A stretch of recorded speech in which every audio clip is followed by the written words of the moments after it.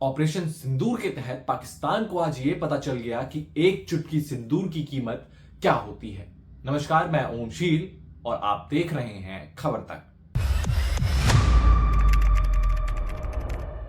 साथियों, पाकिस्तान पर जिस तरीके से हमला किया गया, पाकिस्तान के 9 आतंकी ठिकानों पर जिस तरीके से हमला किया गया, उससे अब आतंकिस्तान यानी पाकिस्तान खौफ में है और आतंक का आका मसूद अजहर रो रहा है और कह रहा है कि मेरे परिवार के 15 लोग मारे गए, अच्छा होता मैं भी मर जाता। और वो ये भी कह रहा है कि प्रधानमंत्री मोदी किसी को छोड़ते नहीं हैं।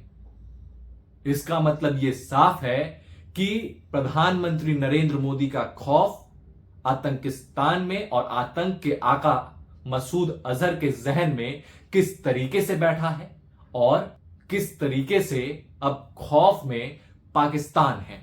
ये जो बदला, इसे बदला भी नहीं कहेंगे भारत द्वारा, ये महज एक ट्रेलर है और ये ट्रेलर उन आतंकियों के लिए है, उस आतंकिस्तान के लिए है जो आतंकियों को पनाह देता है, जो आतंकियों को तैयार करता है।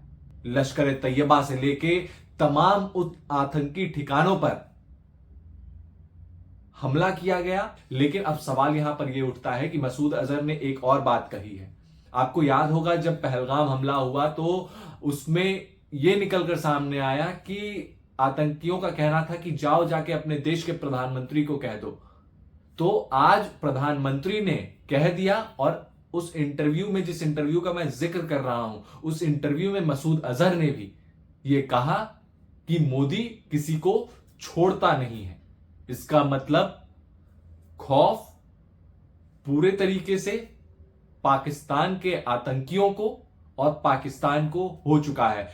अब सवाल यहां पर यह है कि जिस तरीके से यह हमला हुआ उसके बाद से अब पाकिस्तान क्या करेगा। अगर पाकिस्तान के बयानों की अगर बात करें तो जिस वक्त यह हमला हुआ, देर रात जो ये हमला हुआ 1 से 1:30 बजे के बीच में, उसके तुरंत बाद पाकिस्तान के प्रधानमंत्री शहबाज शरीफ का एक ट्वीट आता है जिसमें कि कहा जाता है कि भारत द्वारा पाकिस्तान पर हमला किया गया और भारत पाकिस्तान को युद्ध के लिए ढकेलना चाह रहा है, प्रेशराइज करना चाह रहा है।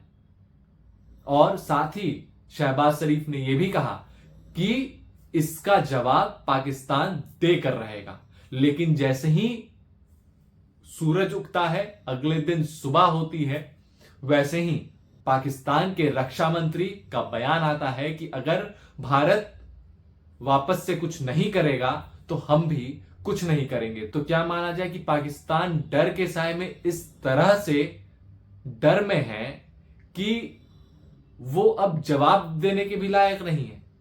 क्योंकि सवाल यहां पर इसलिए उठ जाता है क्योंकि जिस तरीके से आतंकिस्तान में ये हमला हुआ और पहलगाम में जितने भी भारतीय मारे गए थे उनका धर्म पूछकर उन्हें मारा गया था, तो ये सवाल सीधे तौर पर अब पाकिस्तान पर यह खड़ा होता है और आतंक के आका जो मसूद अजहर है उसको आज पता चल गया कि आखिर अपनों को खोने का गम क्या होता है और अपना अगर कोई दुनिया से चला जाता है तो उसका गम क्या होता है। सबसे बड़ा सवाल यह है कि जो एनएसए अजीत डोभाल, वो भी लगातार तमाम देश के जो एनएसए हैं उससे लगातार बात कर रहे हैं और पाकिस्तान को अजीत डोभाल ने भी एक चेतावनी दे दी है कि भारत का इरादा कुछ भी नहीं है आगे करने का, और अगर पाकिस्तान कुछ भी करता है अभी तो भारत एक बार फिर से इससे ज्यादा मुंहतोड़ जवाब देकर रहेगा और देगा।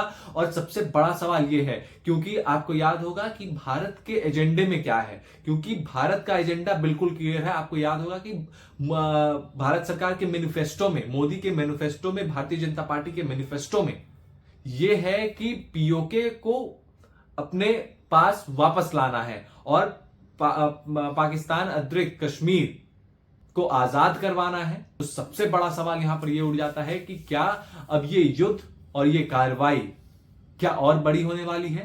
क्या रिटेलिएशन अगर होता है तो ये युद्ध किस स्तर पर जाएगा?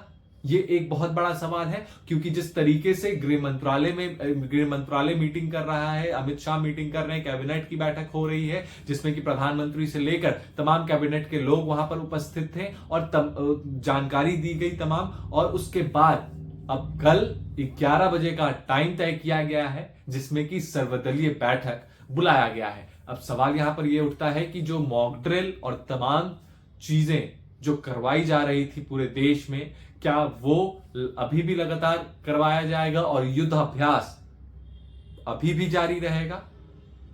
ये एक बहुत बड़ा सवाल है। आपको क्या लगता है? वीडियो को लाइक करें, चैनल को सब्सक्राइब करें और कमेंट करना ना भूलें। नमस्कार।